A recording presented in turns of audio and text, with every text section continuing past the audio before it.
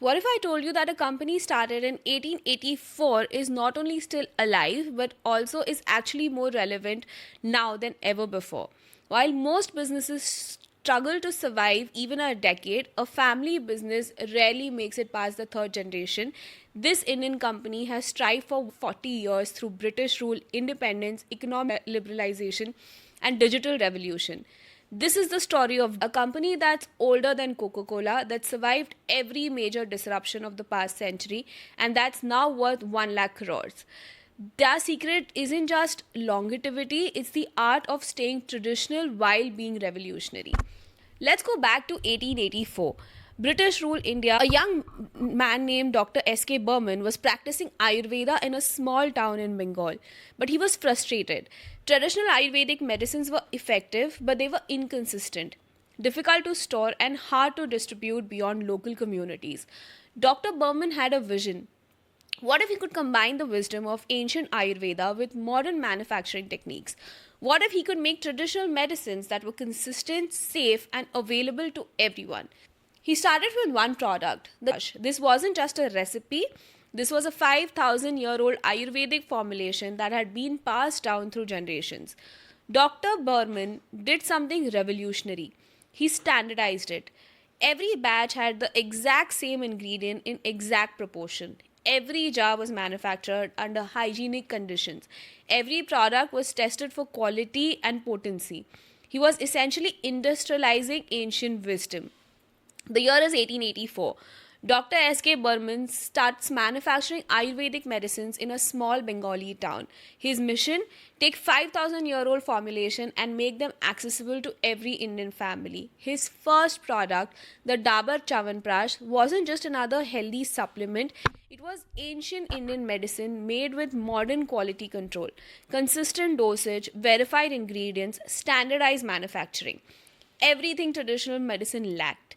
While British pharmaceutical companies were introducing foreign medicines to India, Dr. Burman was proving that Indian traditional medicines, when done right, was far superior.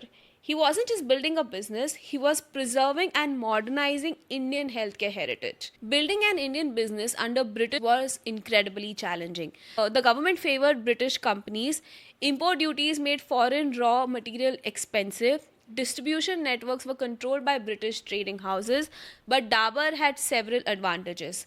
First, they were working with indigenous ingredients that were readily available in India. Secondly, their products addressed healthy needs that British medicines couldn't.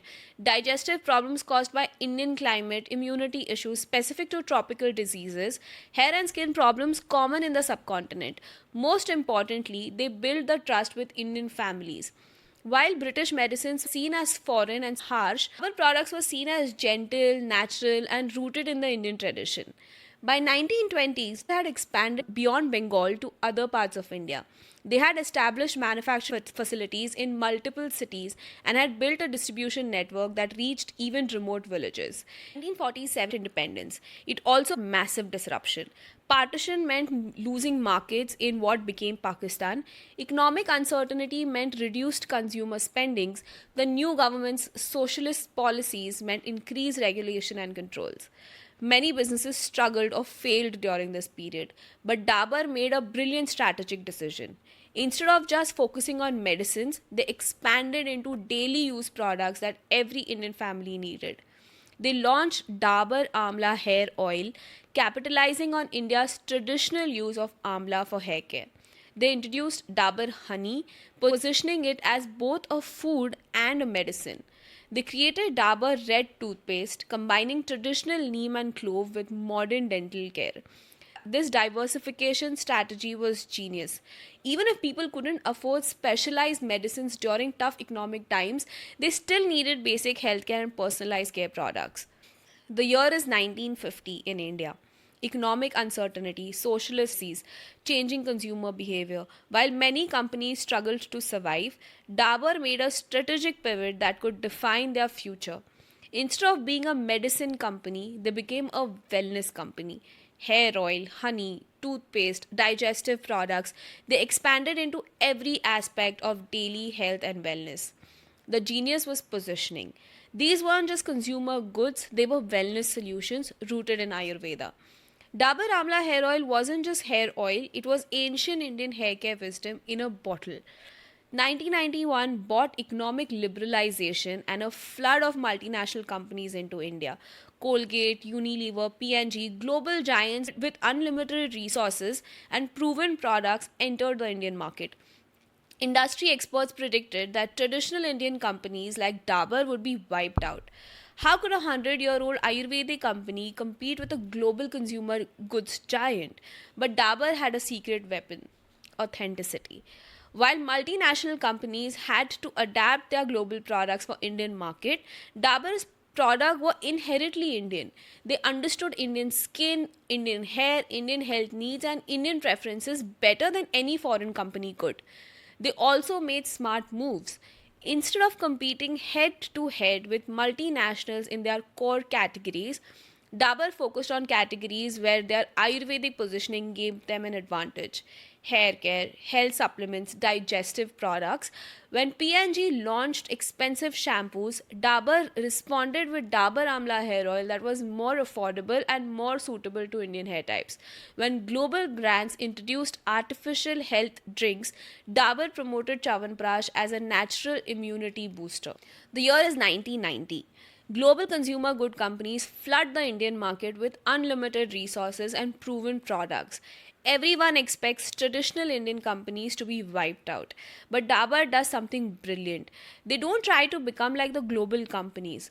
Instead, they become more authentically Indian, more Ayurvedic, more traditional, more rooted in the Indian wellness practices.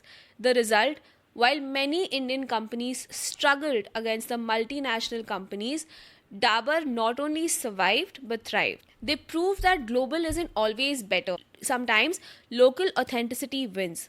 Fast forward to today, the world has come full circle. Consumers globally are seeking natural products, ancient wisdom, and holistic wellness solutions. Everything that Dabur has been doing for 140 years is now trending worldwide. Ayurveda is no longer seen as primitive, it's seen as advanced. Natural ingredients aren't seen as basic, they're seen as premium. Traditional medicine isn't seen as outdated, it's seen as timeless wisdom. Dabur is now worth 1 lakh crores. They operate in over 100 countries. They have manufacturing facilities around the world. Our core remains unchanged: Ayurvedic products that promote natural wellness. They've embraced modern technology for research, manufacturing, and marketing, but they've never abandoned their foundational principles. They've stayed traditional in essence while being progressive in execution. The most remarkable thing about Dabur isn't just that they've survived 140 years, it's that they've been positioning themselves perfectly for the next 140 years. In an age of increasing health consciousness, environmental awareness, preference for natural products, Dabur isn't just relevant, they're already ahead of the curve. Dr. S.K. Burman's vision of combining ancient wisdom with modern science has proven to be not just successful but prophetic. He created a company that would be timeless preciously because it was rooted in timeless principles. Today, as startups chase quick exits and company pivots constantly, it reminds us that sometimes the best strategy is to stay true to your core while adapting everything else. They prove that tradition and innovation aren't opposites, they are powerful partners.